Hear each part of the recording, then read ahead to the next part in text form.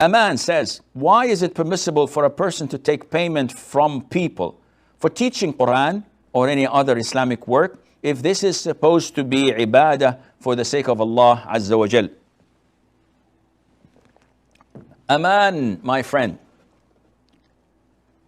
when you perform a form of ibadah, the ibadah, I don't know if the translation is correct or not. I'm doing it I'm shooting out of the hip as they say. Ibadah is divided into two types: transitive and intransitive. What do we mean by transitive and intransitive? We know that there are verbs that are intransitive. When I say I sit, I walk, I don't need to have an object afterwards.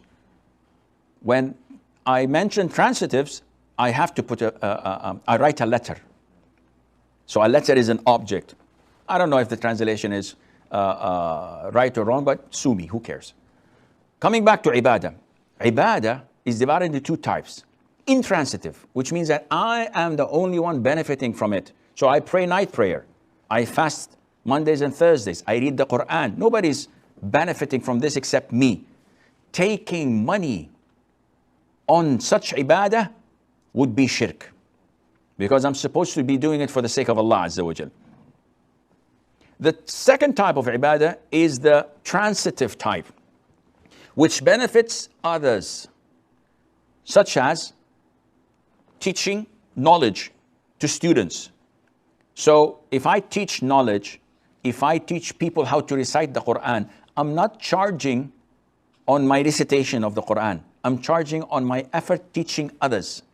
Likewise, if an imam of a masjid takes a salary from the government, this is permissible because he is taking part of his time not to pray on his own, but rather to lead the people, to teach them, etc. The origin of this is the hadith of Abu Sa'id al-Khudri, may Allah be pleased with him.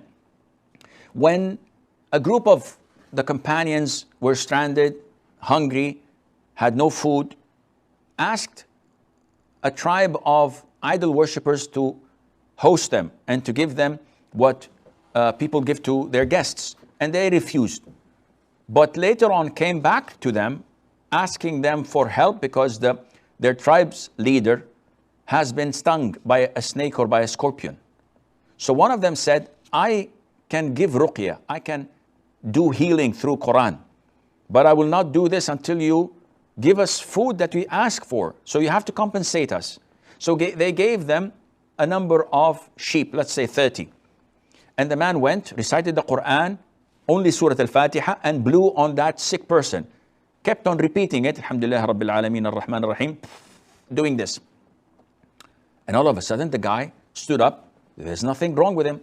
So they went back to the Prophet ﷺ and they told him, O Prophet of Allah, we improvised. We were hungry and we didn't know what to do. When they came to us seeking our help, we had a transaction with them. So what do you think?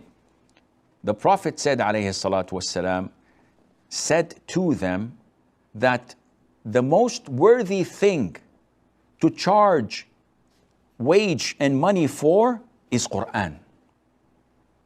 So he's telling them that what you had done is perfect. It's crystal clear that it is legitimate.